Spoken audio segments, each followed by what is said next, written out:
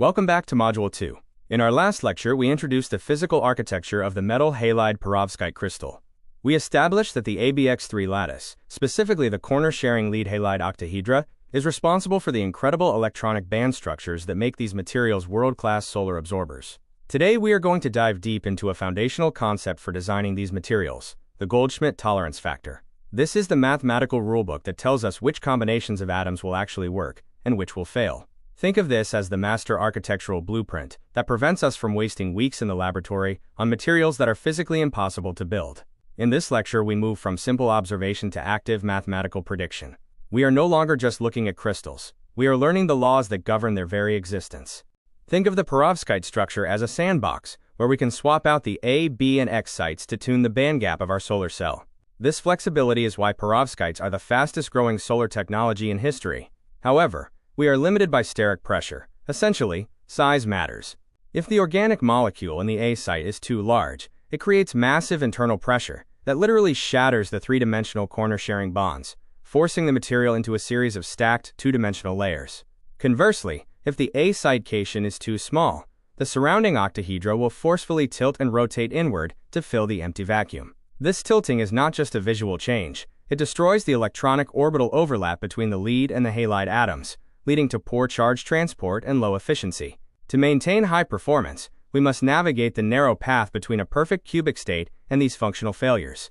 To understand how to balance these sizes, we look back exactly 1 century to 1926 and a giant of geochemistry named Victor Goldsmith.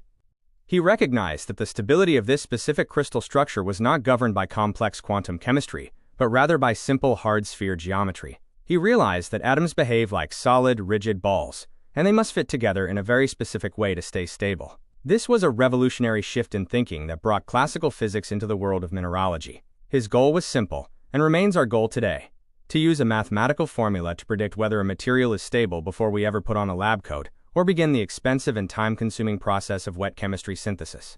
By understanding his work, we can design materials on a computer that we know will work in the real world.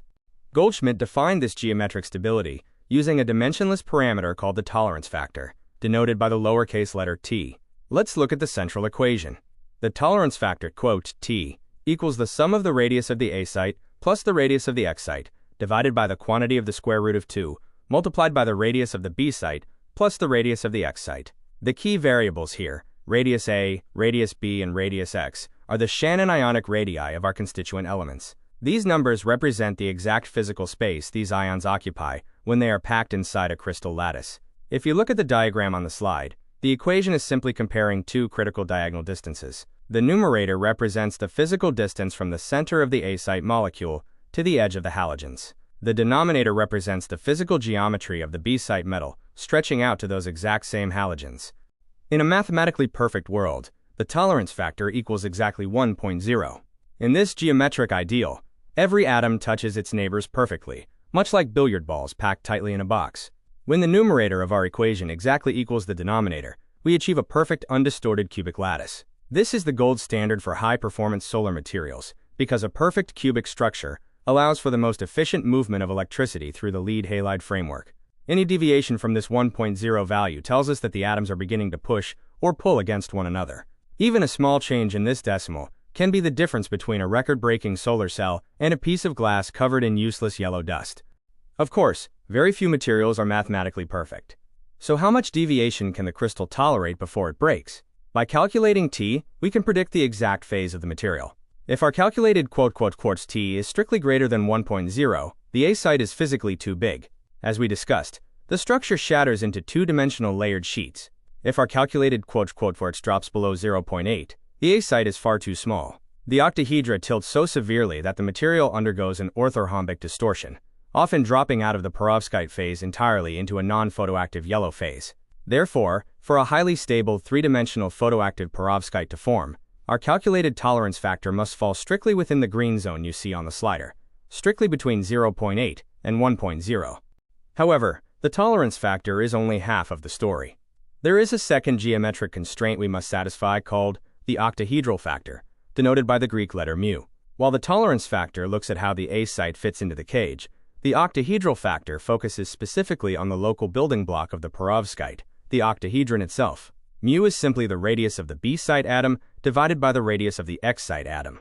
Even if the A site fits perfectly, the central B site metal must be large enough to physically maintain contact with all 6 of its surrounding halogens. For a stable metal halide octahedron to form, the octahedral factor mu must strictly fall between 0.44 and 0.90. If the central B site is too small, it will rattle around inside the octahedron, destabilizing the entire primary building block and causing the crystal to collapse.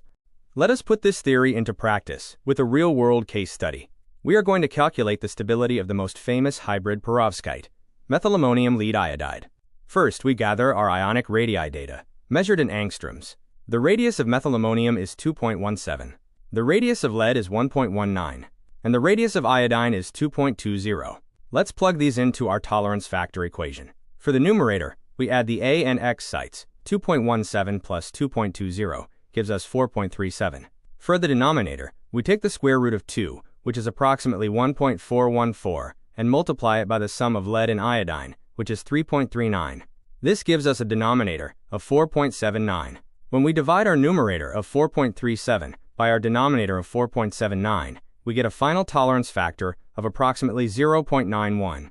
Because 0.91 falls beautifully within our target window of 0.8 to 1.0, we have mathematically proven that this material will form a highly stable, three-dimensional solar absorber. Why do we care so much about this simple geometry? First, it offers incredible validation. The math perfectly matches our experimental observations. Look at the photos on the slide.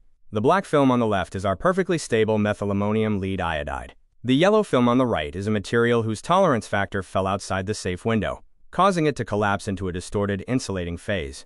More importantly, this equation is our primary design tool. Today, researchers use this formula to computationally screen thousands of lead-free alternatives, like tin or germanium-based structures, before they ever buy the chemicals. And finally, it's vital to note that tolerance factors greater than 1.0 are not actually, quote, failures. They just create entirely different materials. These two-dimensional layered perovskites are highly moisture-resistant and are heavily used today in LED displays and protective capping layers for solar cells.